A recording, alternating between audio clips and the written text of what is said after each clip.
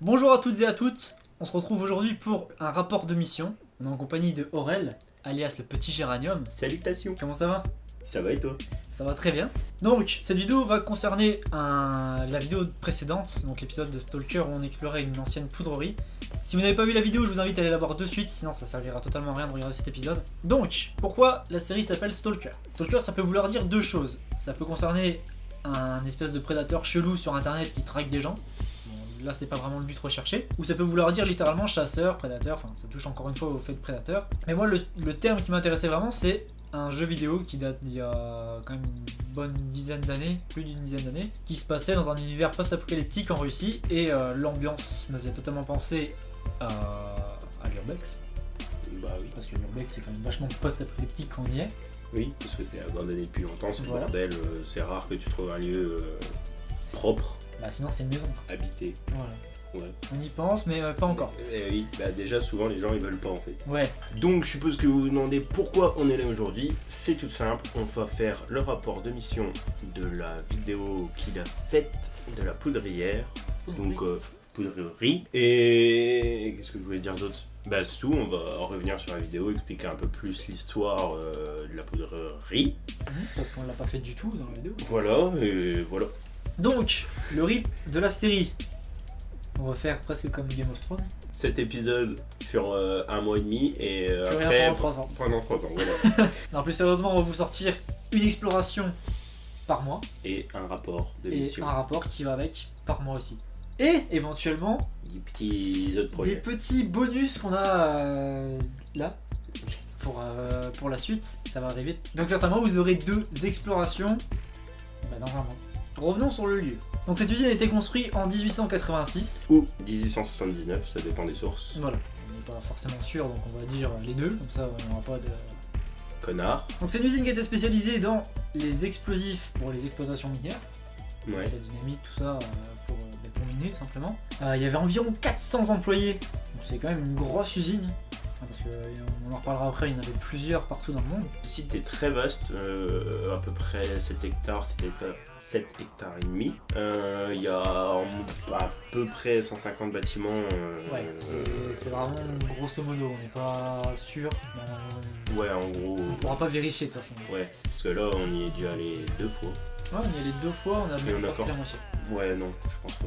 Et pourtant, dans la première fois qu'on y avait été, on a vraiment fait tous les bâtiments qu'on voyait. Tu te Ouais, souviens que ouais, c'était on a tous pris les notre mêmes. Mais la deuxième fois on y allait, la fois où on a filmé, on cherchait plus Le bâtiment principal, quoi. voilà, les gros bâtiments qui nous intéressaient, qu'on n'avait pas vu pour découvrir en vidéo en même temps que vous. Ouais. Sinon c'était pas intéressant de refaire tout ce qu'on connaissait déjà. C'est vrai.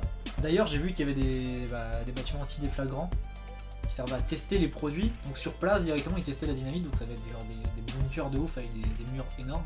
Pour Parce que fallait faire baboum. tester le baboum. Et on ne les a pas trouvés, c'est dommage. C'est triste. Donc l'usine faisait partie d'une grosse société, je pense qu'on va appeler ça une société, Bah appelée PRB, donc les poudreries réunies de Belgique. Il y avait environ 70 usines réparties dans le monde, donc c'est quand même une grosse firme. Mais la firme a fait faillite en 1993, après avoir été démilitarisée en 90. 90 c'est l'année où l'usine qu'on a visitée là a fermé. Les anciennes poudreries étaient situées près de l'eau, dans des vallées. Tout simplement près de l'eau parce qu'ils marchaient avec des moulins, donc des grosses meules qui écrasaient Les composants. les composants, merci. J'en perds mes mots. Et donc aussi près de l'eau, pourquoi? Pour pouvoir inonder certaines salles volontairement en cas de départ de feu pour éviter baboum. Faut se dire que c'était une manipulation d'explosifs. Ouais, puis Donc, à l'époque il ne devait pas y avoir tous les voilà, moyens qu'on a maintenant pas, pour détecter. Il n'y avait pas les alarmes incendie, il n'y avait pas les arroseurs automatiques. Ouais, voilà. Donc s'il y avait un feu, fallait pouvoir le traiter rapidement ou alors tout le site était cramé, quoi. Ouais. Donc en plus de l'inondation possible, Mm. il y avait plusieurs entrepôts de poudre pour éviter qu'il y en a un qui explose, que ça fasse pas une réaction en chaîne. Ils étaient quand même assez éparpillés sur le site et du coup s'il y en a un qui explosait, c'était pas gravissime. Grave de ouf. C'était quand même grave parce qu'il y avait Ouais. des employés, il y avait Potentiellement des morts. potentiellement des morts, donc ça Bon, c'est après, grave. Wow. Mais s'il faisait exploser Il y a des choses plus graves. exploser un site complet de 7 hectares, ça aurait été quand même vachement grave. Oui, éventuellement, avec 400 employés dedans, ça peut être grave. Quand en début de vidéo, je parle de... Enfin, je dis les deux mots, poudrerie ou poudrière. J'étais pas sûr de moi forcément, mais je suis resté sur poudrerie. Et toi, justement, au début de vidéo, là, tu t'es trompé avec poudrière. Ouais, pour moi, c'est une poudrière. Voilà, la différence est infime. Donc en fait, une poudrerie, c'est l'usine où on fabriquait de la poudre. Alors que la poudrière, c'est les dépôts militaires. Voilà, c'est les dépôts militaires où ils stockaient la poudre et les munitions. Donc ça touche quand même, enfin, ça reste vachement proche, c'est quasiment la même chose. Mais la poudrière, elle est plus généralement appelée magasin à poudre. Et la poudrerie, bah, elle est appelée poudrerie ou dynamiterie ou plein d'autres trucs carbonières. Fini en I. Le premier bâtiment qu'on visite en début de vidéo, que je pensais être une administration, d'après ce qu'on a trouvé, c'est en fait une villa. Exact. C'est tout simplement une maison, enfin une habitation. Donc on a trouvé cette info sur une carte postale où c'est écrit villa et poudrerie. On voit dessus l'endroit où on est rentré, par lequel on est rentré. Et on voit, bon, il y a quand même presque 100 ans de différence sur la carte. Ouais, maintenant, début de l'usine. tu reconnais, mais c'est chaud. On reconnaît, mais maintenant là, c'est vraiment une forêt qui engloutit tout le site. Et là, on voit sur la carte qu'il n'y a rien. Sur la carte, tu vois la villa depuis la route, maintenant tu vas autour. Ah oui, enfin, si tu t'arrêtes et à la limite, tu regardes entre les arbres. Mais maintenant, c'est vraiment une forêt énorme de sapins. Et on voit plus rien. Le site est englouti dans la nature. On a trouvé un plan sur un site, sur un forum. Ouais. Enfin, tu as trouvé un plan, même je dirais. Et puis voilà, donc un plan qui va s'afficher là. D'accord. Ouais, je te fais chier. Ouais. Et du coup, le plan de tout le site, et on se rend bien compte nous-mêmes qu'on n'a vraiment pas fait grand chose en fait. Hein. Ouais, on a dû visiter un quart, la moitié grand max. Ouais, on se repère à peu près en se basant sur le bassin qu'on voit dans la vidéo. Ouais. Et on sait que tout ce qui est sur la partie externe, enfin, qui est à droite du bassin, on l'a pas fait du tout, on n'a rien fait. Donc en fait, il y a vraiment plus de la moitié du site qui est pas visité. Et du coup, on va peut-être y retourner. Sûrement. Peut-être juste nous deux, hein, on va pas faire une grosse exploration avec l'équipe complète. Ouais. Mais juste y aller et essayer de trouver. J'aimerais bien trouver une cure anti-déflagrant. Ouais. Ça pourrait être intéressant. Un labo. Un labo aussi, enfin, oui. Il y avait des laboratoires aussi. Il y avait plein de bâtiments et on va essayer on pourrait même essayer d'y aller le jour pour voir mieux et peut-être prendre d'autres photos. Donc n'hésite pas à t'abonner à la chaîne de cet homme, à lâcher un like si ça t'a plu.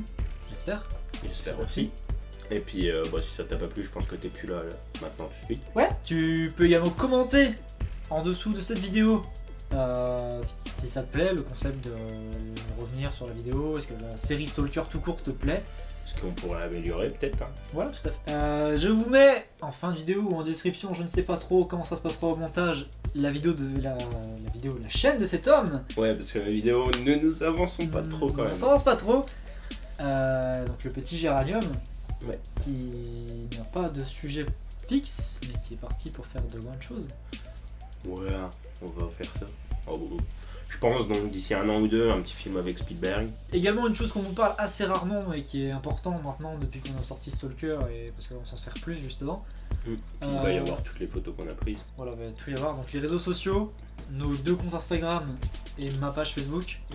Donc sur l'Instagram on mettra un peu les photos qu'on a envie de mettre et sur la page Facebook on mettra toutes les photos réunies ensemble. Donc n'hésitez pas à aller vous abonner aux 3. C'est dans la description. Ça prend 2 secondes, si vous aimez bien les photos, ça peut être cool. Et voilà, ça peut être que du plus pour les vidéos. Ouais, c'est tout. On a fini. Ouais, on a fini. On vous quitte sur ça. Ouais, moi je vous fais des gros bisous. A bientôt tout le monde. Prenez soin de vous.